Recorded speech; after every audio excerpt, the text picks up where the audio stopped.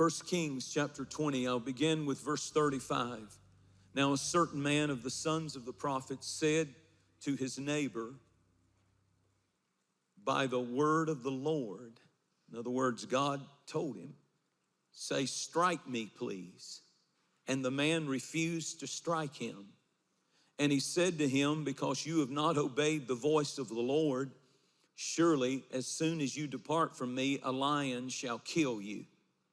And as soon as he left him, which I would have never left him, he's my neighbor, I might as well move in here. This is a wild story. And as soon as he left him, a lion found him and killed him. Look at verse 37. And he found another man, the prophet, and said, strike me, please. So the man struck him. And notice the wording. The man struck him and inflicted a wound. Then the prophet departed and waited for the king by the road and disguised himself with a bandage over his eyes. I'd like to read one more verse in the last verse of that chapter, verse 43. So the king of Israel went to his house sullen or heavy and displeased and came to Samaria. One translation said, heavy under conviction. I love that. So I want to talk to you today about something, and I'll give you the title in a few minutes. But this is one of those wild stories in the Old Testament that has not much of any lead up to it. It almost seems random, strange, in the middle of everything. And God doesn't explain it. He leaves it up to people to come up with a message out of it. To me, it's strange because you have things you don't understand about this text. Why is a prophet standing there saying to a man with a sword, because it was a serious wound that he inflicted on him, required bandages and help, and he said, strike me. I mean, God told him to go tell a soldier or somebody with a sword to strike him. And the Bible said, you know, that the man looked at him like you would look. What if somebody came up and said, hit me, hit me? I remember when Mom used to whip me and Dad used to whip me, they would say a little line every once in a while that I thought was cruel and unusual punishment. Because they would say something like, you asked for it. Do y'all remember those words? And I would always come back quick. I'm asking you to forgive me. I'm asking you to not do this. And they said, no, when you didn't do what I told you to do, you asked for this. So now you're going to get it. And it's almost like this, well, it's not an almost. This prophet is standing there saying, strike me, hit me. Thus saith the Lord, hit me with your sword, hit me hard, cut me. And the first guy doesn't do it. And I mean, it's just random. This whole story is in two or three verses. And then when he didn't do it, the guy turns around and says, then I just release a lion to kill you for not obeying what the Lord told you to do. And a lion came and killed him. And then while he's out there chewing on the guy, he goes to another man and he says, strike me. And I like this guy. He's like, where at? I don't care. I'm about to cut you bad. You have no idea. Because I believe he was thinking, I know what happened to the last guy who was told to do this. So you're about to get hit. And it's really amazing. Teaches you a couple of things. When you see things in the Bible and in life, there are always lessons to be learned in things you don't understand. In life, you're going to have things that hit that you will not understand. And in the Bible, there are things that seem random that you don't understand. The first thing that I want you to understand about the story is that the prophet found another man real quick. If you don't have an appetite for your call and your place and what God has told you to do, if you don't love what God has given you and you don't love the family or the husband or the wife or the life that God has given you, if you don't take advantage of the opportunities and the open doors and the times when God says, I want you to do something for me. If you decide not to do it, please learn from this story. God always has somebody else he can raise up. He may have to get them off of drugs. He may have to pull them out from living under a bridge. But just when you think you're all that, and just when you think that you're so big and powerful and smart and talented, God says, if you don't learn to obey me, don't ever forget I've got another man always, or another woman always waiting in the wings, and I'm gonna get my job done. I'd like to use you, but I don't have to use you. I can use somebody else. And it's all dependent upon, will you obey me? Even when you don't understand my instructions. And the man smote him, and notice the text, wounded him.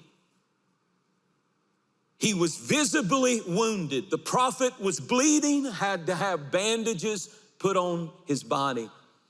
And then he went from that place immediately and waited on a spot on the road, because God had told him the king of Israel, King Ahab, was coming in his chariot with his entourage down that road.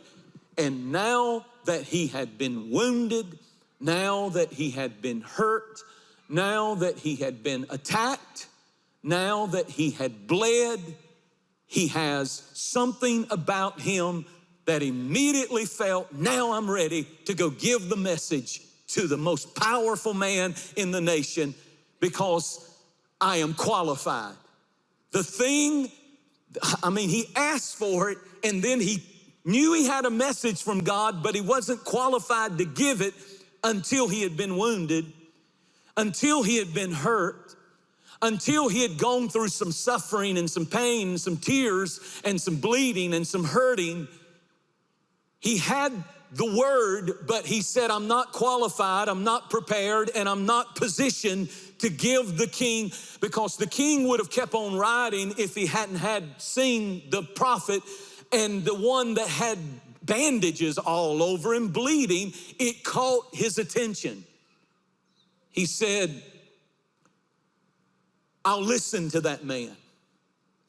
So many times we think it's our talent that will bring us before great people. And certainly it helps. I'm not against it. Your education, all of that, we all need all we can get. But when it really comes down to it, what I've learned, and I'm a communicator, this is what I do for a living. The sermons that reach people the most and touch people the most are not ones that just are up here that are Bible, spitting out facts of the Bible, and all of that's important. But it's really when in times that I've gone through woundings and hurts and cuts and attacks myself, that I begin to have this authority. There's a weightiness that comes when somebody's been through something. We want a perfect life. We want no wounds, no hurts, beautiful families, no issues to ever hit our lives.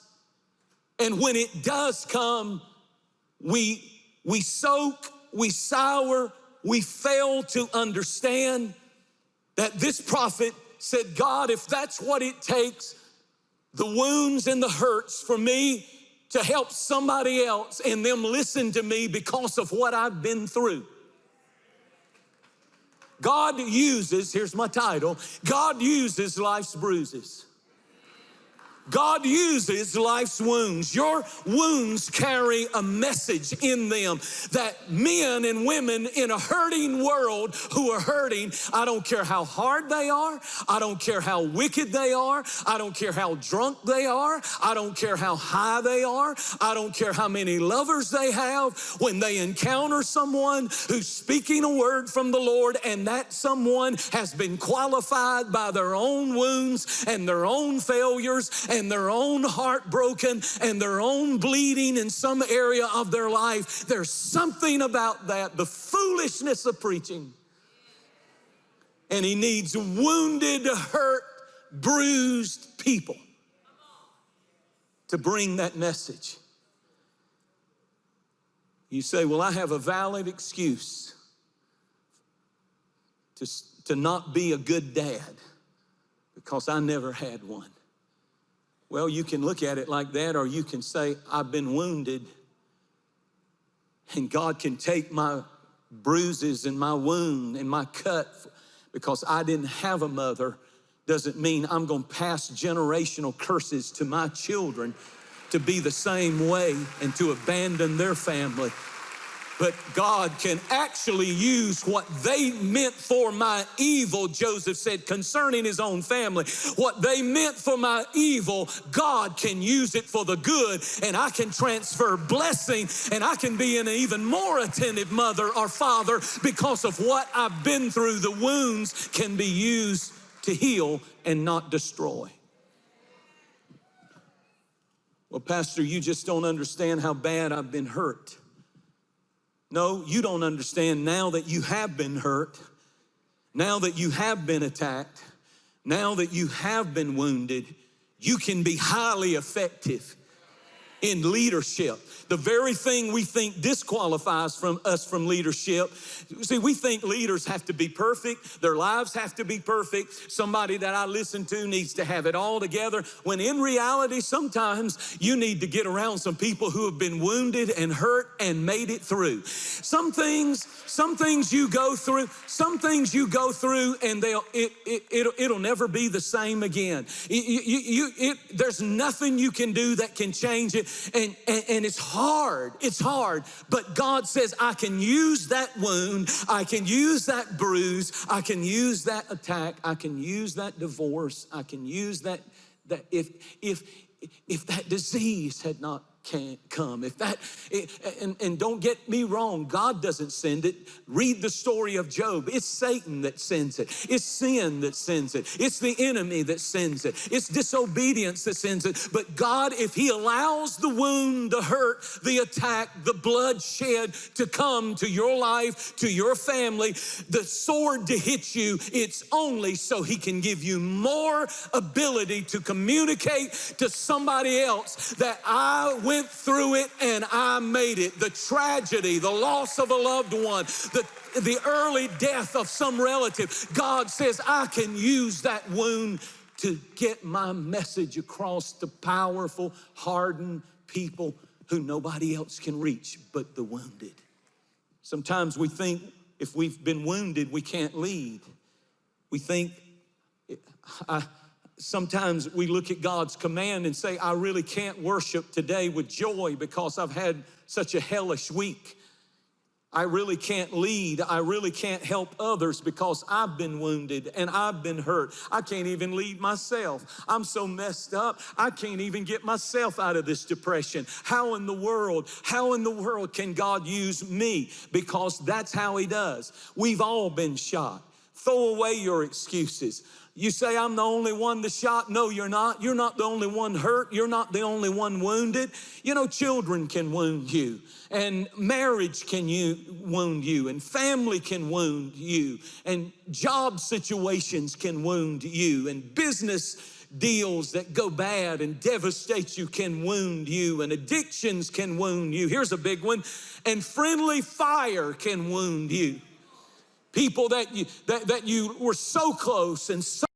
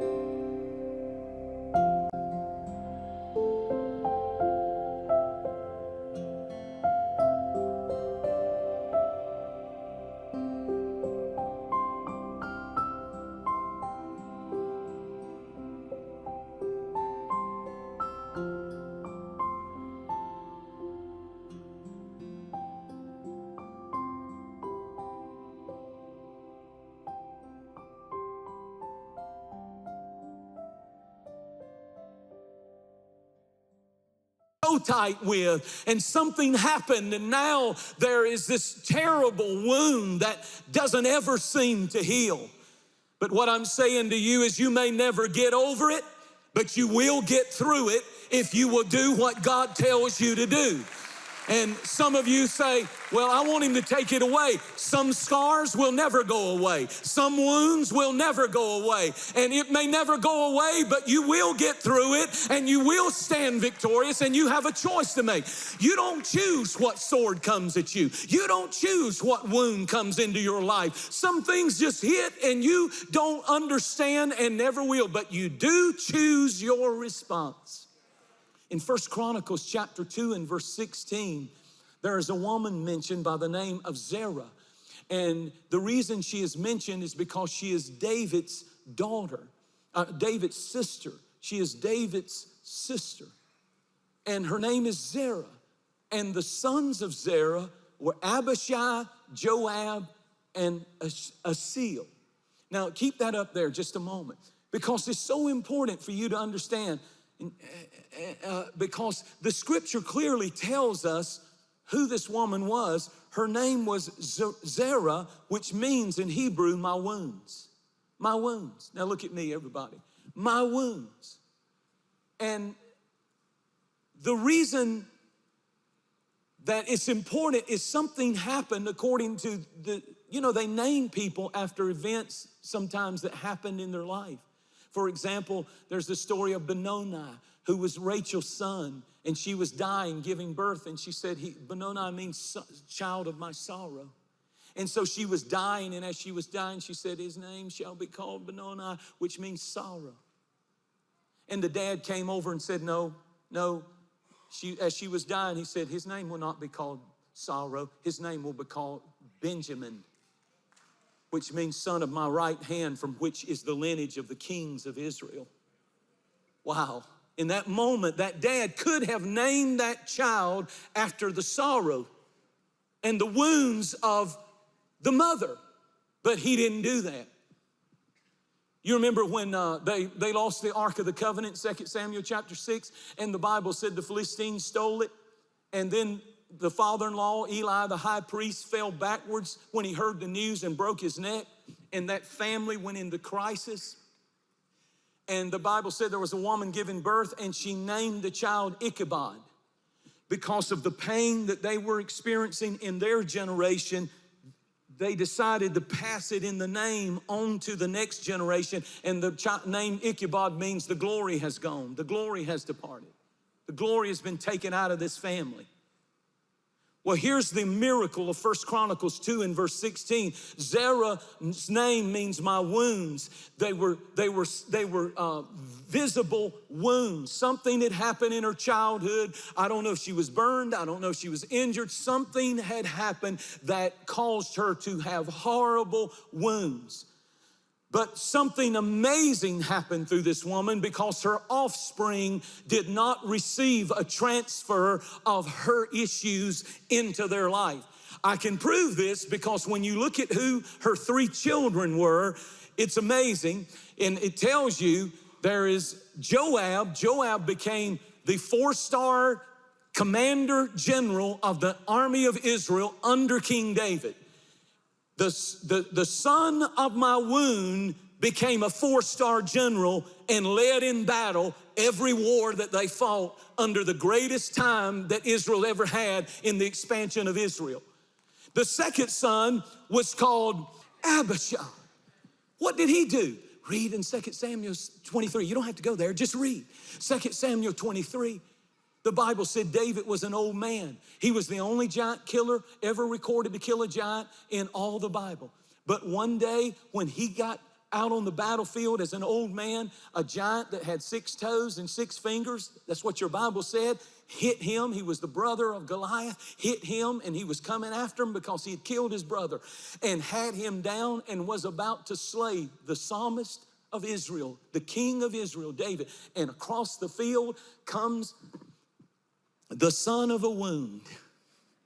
If she had transferred wounds and offense and hurt and self-pity and depression and fear and worry, he would have never ran. Nobody had ever seen anybody kill a giant but David. But when David was laying on the ground wounded and the king was about to take his head off, here comes the son of a wound running across there, Abishai. He fights the giant, gets between David and the giant, and slew the giant. And then there's this third fella, and his name is Ashiel. And you know what his name means? And you know what it says of him in the scripture? It said that he was the fastest runner in all of Israel. He could run faster than anybody. He was the fastest in his field.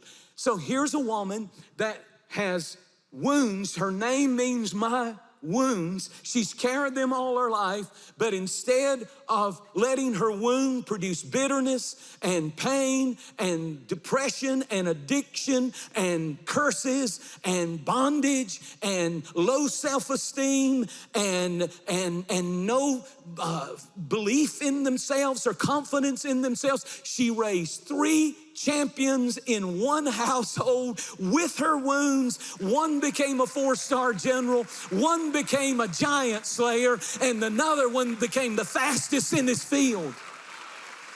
Don't tell me you can't do it. I know you've been wounded if you're a single mom or a single dad, but you can raise champions for Jesus Christ if you will believe that he can use life's bruise to bring about something good. My question to you is, what will your wounds produce? Will they produce bitterness? Will they produce unbelief? Will they produce addiction? Will they produce rebellion and excuses and resentment? This is what the Apostle Paul said. He had it all. He had intellect. He had education.